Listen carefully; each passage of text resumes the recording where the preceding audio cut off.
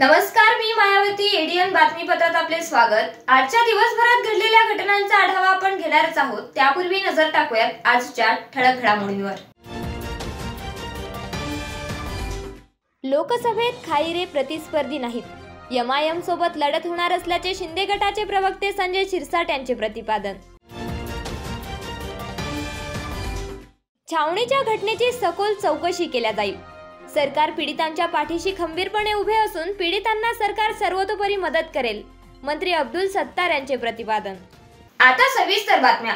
उद्धव बाळासाहेब ठाकरे गटाचे उमेदवार चंद्रकांत खैरे हे आमचे प्रतिस्पर्धी नाहीत, मात्र त्यांना आम्ही त्यांची जागा दाखवून देऊ, अशी खोचक टीका शिंदे गटाचे प्रवक्ते आमदार संजय शिरसाट यांनी केली आहे. त्यांना माहिती आहे उबाटा गट हा 2-4 महिन्याचाच राहिलेला आहे. त्यानंतर या पक्षाकडे ना उमेदवार भेटणार आहेत ना कार्यकर्ते भेटणार आहेत. आजची अवस्था पाहिली तर ज्यांच्या लाखोच्या सभा व्हायच्या त्या आता हजारावर आलेल्या आहेत. काही दिवसांना हे गल्लीमध्ये फिरताना दिसतील.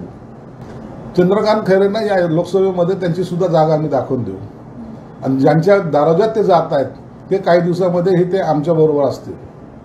इतरची जी निवडणूक संभाजीनगरची होणार आहे ती शिवसेनेची एमआयएमच्या बरोबर असलेली लढत असणार आहे. म्हणून आमची लढत एमआयएम बरोबर आहे. इतर कोणत्याही पक्षाशी आमची लढत नाही आहे आणि ही सीट आमच्यासाठी प्रतिष्ठेची असल्यामुळे हे आम्ही जिंकणार आहोत. खैरे प्रतिस्पर्धी नाही, खैरे आमचे प्रतिस्पर्धी होऊ शकत नाही. हे येत्या 8 दिवसामध्ये काही आमदार जे आमच्या संपर्कात आहेत ते सुद्धा आमच्या पक्षात येणार आहेत. म्हणून चिंता स्वतःचा पक्ष वाचवण्यासाठी करा. मी हे वारंवार सांगतोय.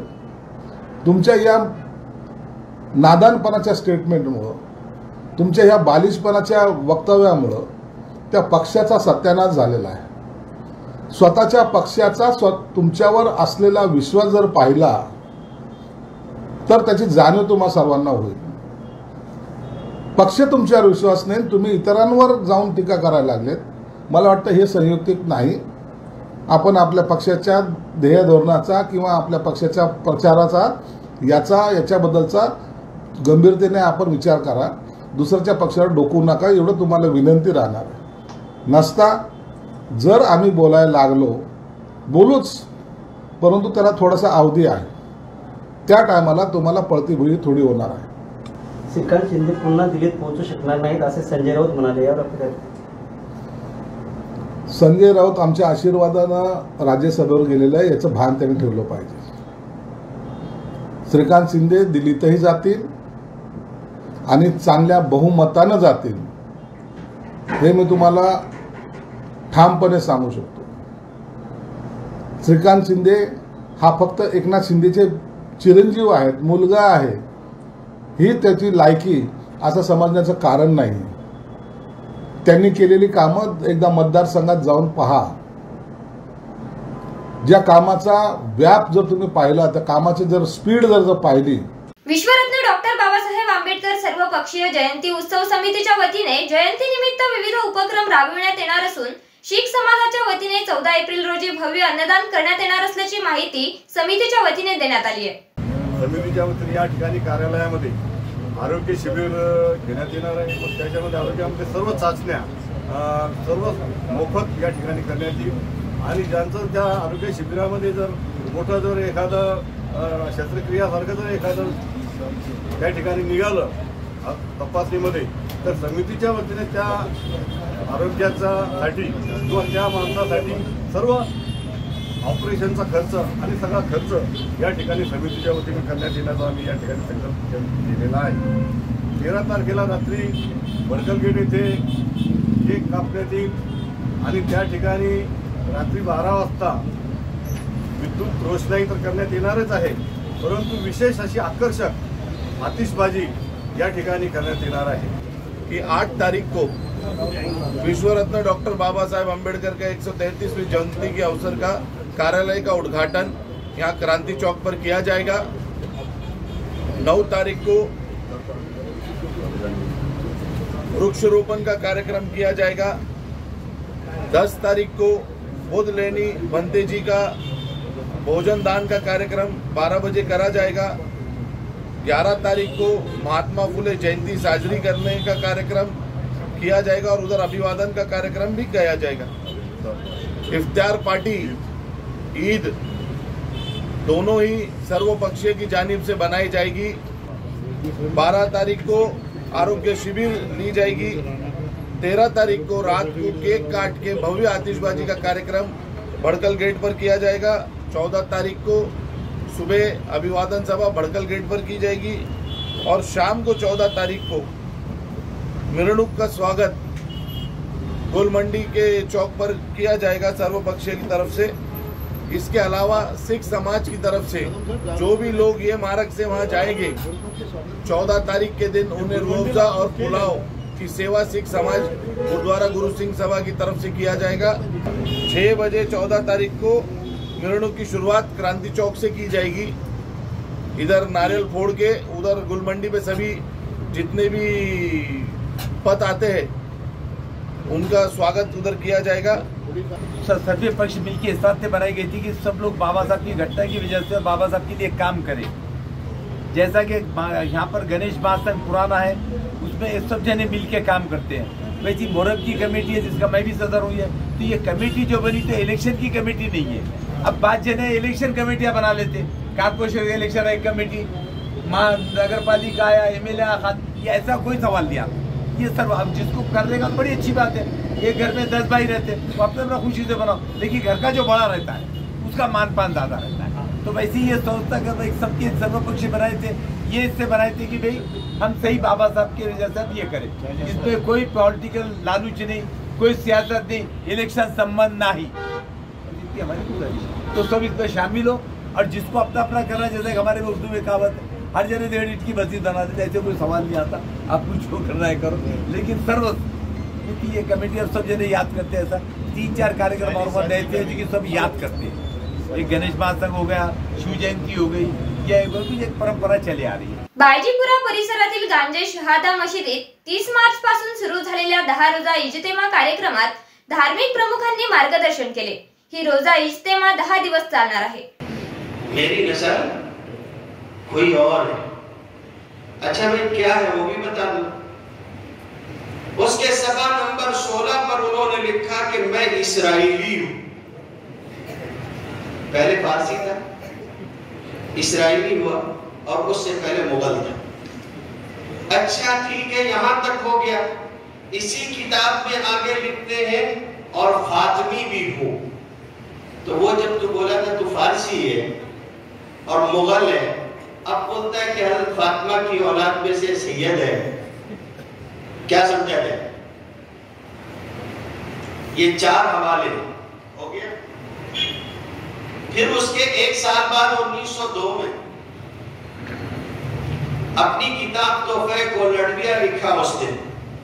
उसके सफा 40 पे लिखा कि मेरे बुजुर्ग चीनी हुदूद से गुजर के पंजाब आए थे।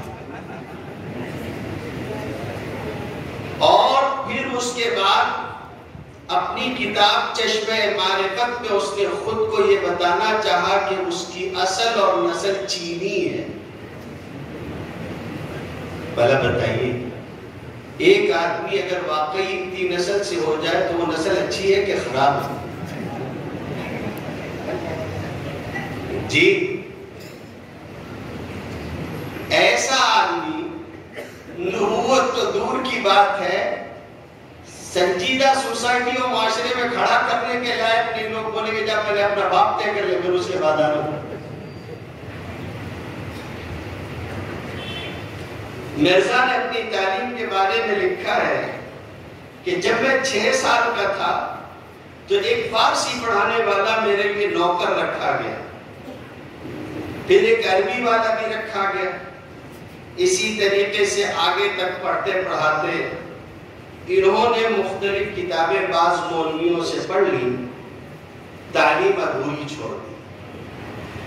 तालीम अधूरी छोड़ दी जब तालीम अधूरी छोड़ दी तो अपनी मसरूफियात के बारे में बयान किया कि हमारे आबाओ अजदाद की कुछ जद्दी पुश्तनी ज़मीनें थी, उन ज़मीनों के लिए मुकद्दमात चल रहे थे, मुझको भी वालिद साहब ने उन्हीं मुकद्दमात में लगा दिया और मुझे अफसोस है कि मेरा बहुत सारा वक्त उन झगड़ों में ज़ाय हो गया। हम मिर्ज़ा को नबी नहीं मानते, हम मिर्ज़ा को नबी नहीं मानते। जो लोग मिर्ज़ा को नबी मानते हैं वो जरा देखें कि उनका नबी अपनी नबूवत का काम छोड़ के लंबे अरसे तक मुकद्दमात लड़ता रहा अदालत में। समझ में आई बात? ये है उसकी कैफियत, समझते रहे। Islamic research centre education and welfare ट्रस्टच्या वतीने हज हाऊस येथे 10 दिवसीय परिषद आयोजित केली असून यात समाजाशी संबंधित विविध विषयांवर मार्गदर्शन केले जात आहे। 11वीं सदी के अंदर ऑक्सफोर्ड कैम्ब्रिज उसके 100 साल ज्यादा थे और ये खुद इस चीज को एक्नॉलेज कर रहे हैं कि मुसलमानों की देश की जो किताबें हम तक हम इनसे किसी को नहीं गए, तो वो लोग तो हम बोल रहे हैं कि आपके एहसानात की तरह हम दबे। तो जब पहले ऐसे नहीं थे तालीम, इतने तालीम में आगे किसी को इम्तिहान नहीं किया करते। इसका पूरी हिस्ट्री, जब यूरोप का डार्क एज था, हमारा सबसे ब्राइटेस्ट एज था दुनिया का, वो था इस्लामिक जो वर्ल्ड था। कितने रिसर्च, कितनी सारी चीजें। अगर मैं लिस्ट आपके सामने रखना शुरू कर दूं साइंसदानों की, तो लिस्ट खत्म नहीं होंगी आगे। मैं खाली एक चीज रखता हूँ कि स्पेन के अंदर, एक अंदलूस के अंदर एक शख्स जिनका नाम था इब्न नदीम। इब्न नदीम ने एक फहरिस्त बनाई थी, उनकी किताब का नाम अल-फहरिस्त। उन्होंने क्या किया था, अपने जमाने में जो लोगों ने किताबें लिखी साइंस और तिब्ब के अंदर, उसकी खाली लिस्ट बना दी। नाम संख्या के तौर पर ABC बुक का नाम है, XYZ के ऑथर का नाम, बस खाली अल-फहरिस्त। हर पेज में खाली नाम और ऑथर, नाम ऑथर, नाम ऑथर। इब्न नदीम ने जो है इतनी तकरीबन 400-500 सफ़ा पर खाली अल-फहरिस्त, जो अंदलूस के उलमा ने जो किताबें लिखी थी और दानिशगान और साइंटिस्ट ने उसकी किताब बना दी। पूरा यूरोप तलाश करता है उस अल-फहरिस्त किताब से निकाल के ये बुक कहाँ मिलेंगी, कहाँ होंगी अल-फहरिस्त। उसमें ये किताब का जिक्र लेकिन इनका मिल नहीं होता, वहाँ मिलेंगी कि यहाँ मिलेंगी कि फलाने जगह पर ढूंढ रहे हैं। मतलब जो किताबें लिखी गई उसकी फहरिस्त लिखने को किताबें लिखी जा रही है, अंदाजा लगे मुसलमान कहाँ। तो आपने दुनिया को दिया है, ये कोई मैं नई बात नहीं कह रहा आपसे कि आपको उठना है, आपको नया काम करना 15वीं सदी में। अरे आपके खिलाफ बड़े बड़े कारनामे कहते हैं। खाली इतना सोचो, एक हुकूमत है जिससे दारुल खिलाफत मदीना के अंदर है, इधर आकर जो है वो इंडिया के बॉर्डर्स को टच करती है, उधर जाके वो नॉर्थ के अंदर काउकेसस माउंटेन्स सेंट्रल एशिया को टच करती है, इधर जो पूरा अफ्रीका के उधर बस अटलांटिक को जाके टच करती है।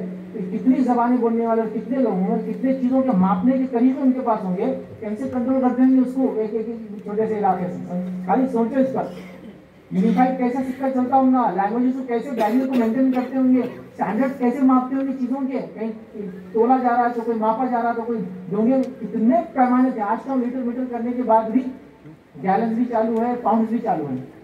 हालांकि मीटर लीटर ये बहुत स्पेसिफिक है, इसमें ML तक जा सकते हैं, इसके नीचे भी जा सकते हैं, वो भी हो रहा है। कैसे मेंटेन करते हैं विश्व बड़ी हुकूमत, सोचो करते और लोग आपकी दावत देते थे कि आइए भाई आप ही हमको बता सकते हैं, क्योंकि आपके अलावा हम किसी को पाते नहीं आप जैसे।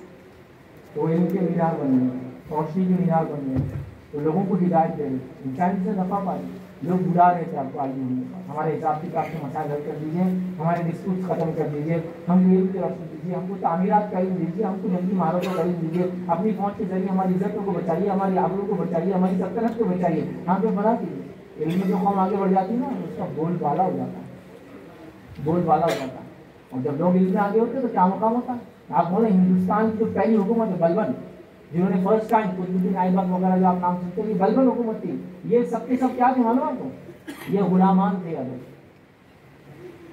ये गुलाम थे, मतलब ये बादशाहों के पास जो गुलाम होते थे, जिनको तैयार किया जाता था, जंगों में हिस्सा लेते थे, जिनको आजाद कर दिया जाता था, वो इतने पढ़े लिखे स्ट्रॉन्ग हुए थे कि मुल्कों के मुल्क समा गए। तो मेरा बादशाह उधर का मुल्क तुम दिलो जाते तो कंट्रोल कर लेते।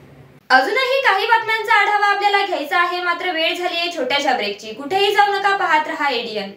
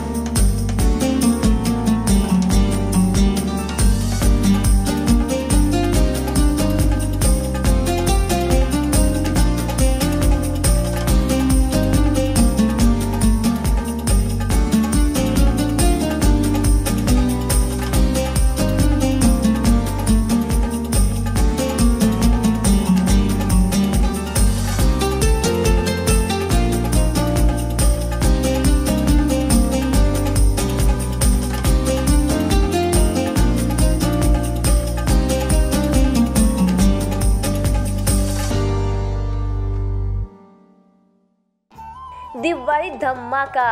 छत्रपती संभाजीनगरमध्ये प्राईम लोकेशनवर आलिशान 2 BHK रो हाऊसेस.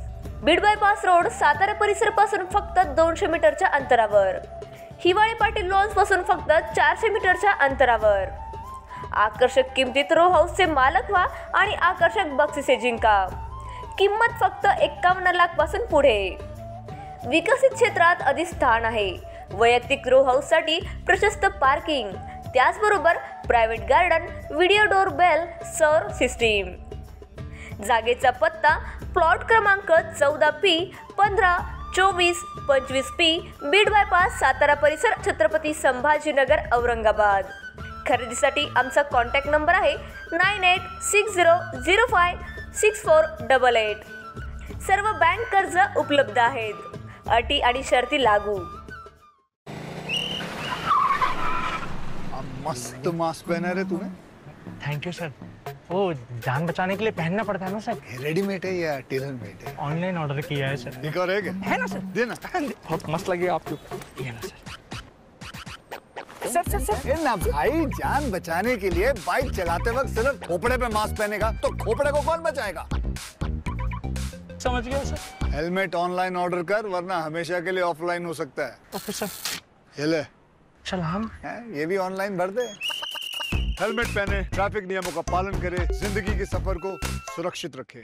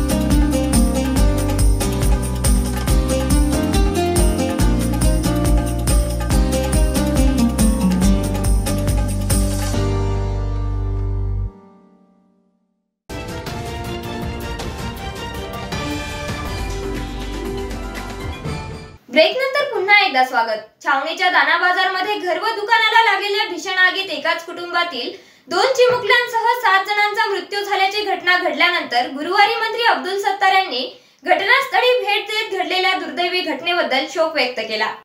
छावणीच्या दाना बाजारमध्ये घर व दुकानाला लागलेल्या भीषण आगीत एकाच कुटुंबातील 2 चिमुकल्यांसह 7 जणांचा मृत्यू झाल्याची घटना घडली होती. त्यानंतर गुरुवारी राज्याचे पणन व अल्पसंख्याक विकास मंत्री अब्दुल सत्तार यांनी घटनास्थळी भेट देत घडलेल्या दुर्दैवी घटनेबद्दल शोक व्यक्त केला. यावेळी त्यांनी घटनेतील पीडितांच्या नातेवाईकांसोबत संवाद साधत त्यांच्या भावना जाणून घेतल्या. या प्रसंगी जिल्हा बँकेचे चेअरमन अर्जुन गाढे, केतन काजे, राजेंद्र ठोंबरे, जावेद पटेल, सतीश ताठे आदींची उपस्थिती होती.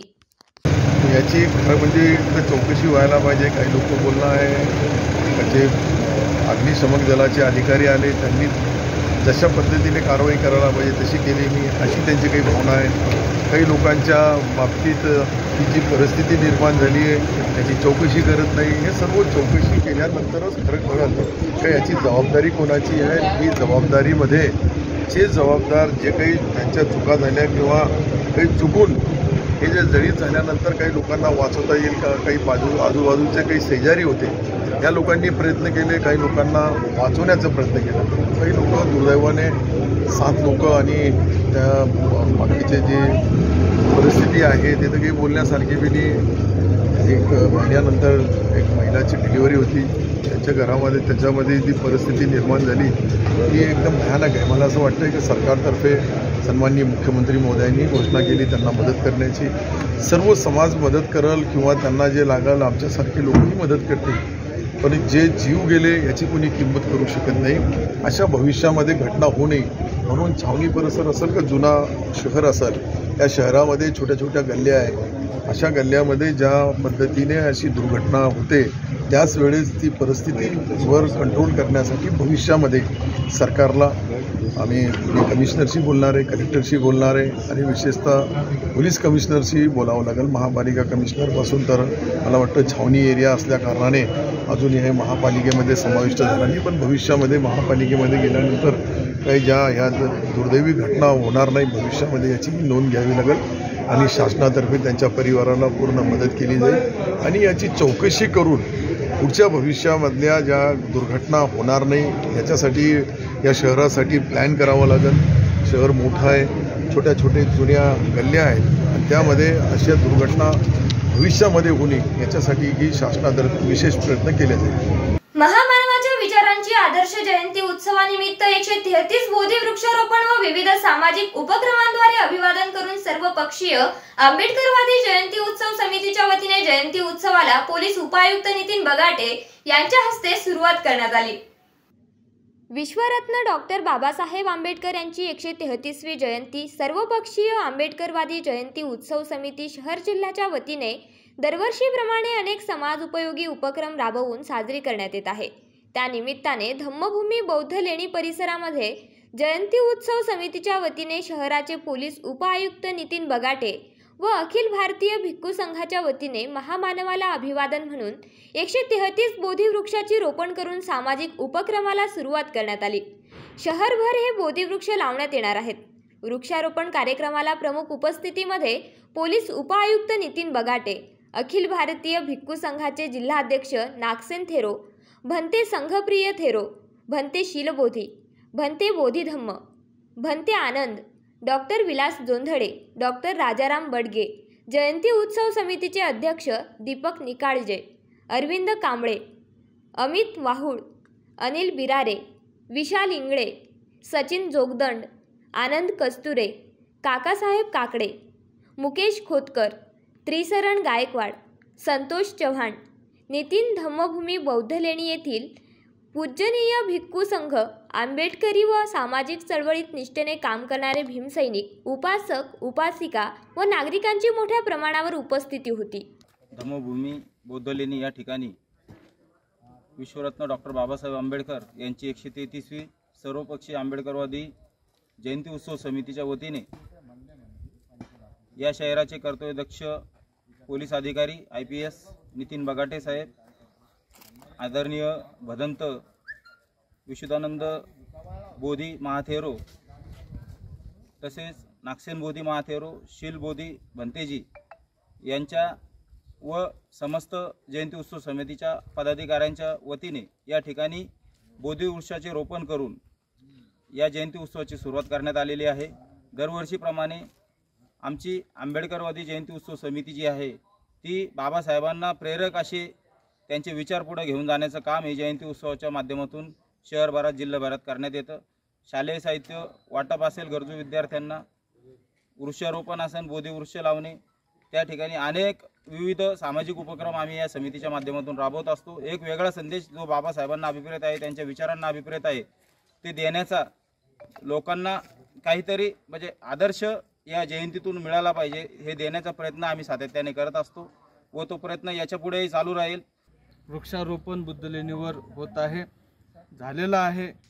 या जयंती उत्सव निमित्ताने विविध कार्य औरंगाबाद शहराच्या लोकांना उपयोगी पडेल आणि विचारातून ती जयंती साजरी होईल अशी ही सर्वपक्षीय जयंती समितीचे अध्यक्ष दीपक भाऊ करत असतात आणि सर्वजण त्याला दाद देत असतात. महत्त्वाचं आज मी तुम्हाला खऱ्या अर्थाने हे सांगू इच्छितो की खरं पाहिलं तर माझं काम मुंबईमध्ये चालू आहे आणि मुंबई आणि महाराष्ट्राच्या सर्व लोकांना मी नेहमी औरंगाबाद शहराचं उदाहरण देत असतो.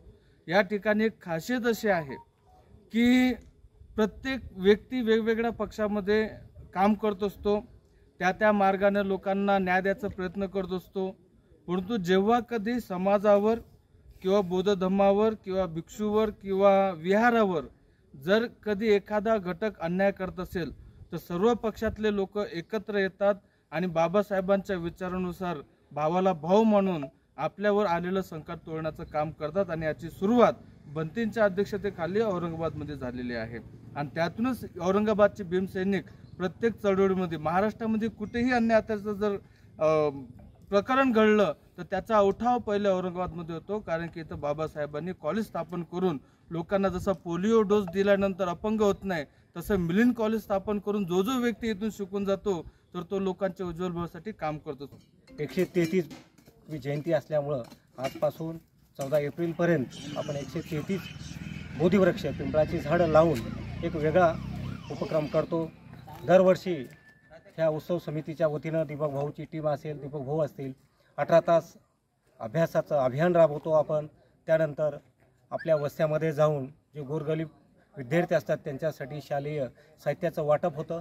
एक बाबासाहेबांना अभिप्रेत जो समाज आपल्याला घडवायचा आहे त्या पद्धतीनं आपली भीमजयंती निघली पाहिजे. डॉक्टर बाबासाहेब आंबेडकरांना डोक्यावर घेऊन नाचण्यापेक्षा बाबासाहेबांचे विचार आमच्या मस्तकामध्ये गेले पाहिजे आणि प्रत्येक घराघरामध्ये बाबासाहेब आंबेडकर निर्माण झाले पाहिजे. सिद्धार्थनगर येथील विश्वरत्न डॉक्टर आंबेडकर जयंती उत्सव समिती कार्यकारिणी घोषित करण्यात आली असून याच्या अध्यक्षपदी गौतम सोनवणे यांची निवड करण्यात आली आहे. सिद्धार्थनगर येथे नुकतीच एक बैठक घेण्यात आली. या बैठकीत विश्वरत्न डॉक्टर आंबेडकर जयंती उत्सव समिती कार्यकारिणी घोषित करण्यात आली आहे.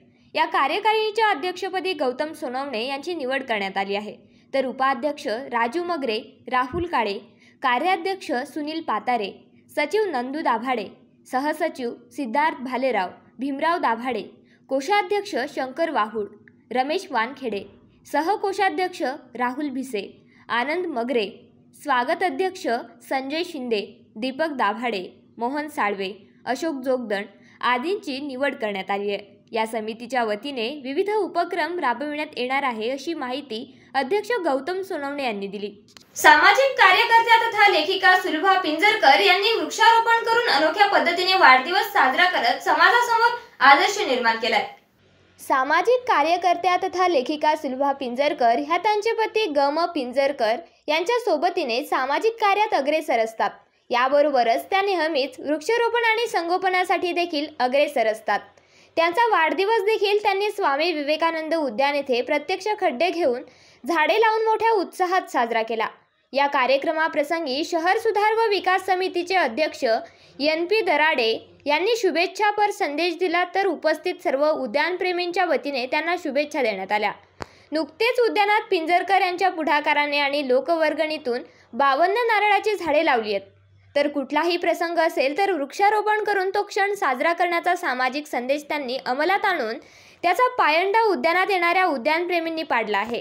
यावेळी स्वामी विवेकानंद उद्यानात येणारे उद्यानप्रेमी, योगा ग्रुप, स्वामी विवेकानंद उद्यान व्हॉट्सॲप ग्रुप, शहर सुधार समिती आदी ग्रुप, सामाजिक संस्थांचे प्रतिनिधी इत्यादी उपस्थित होते.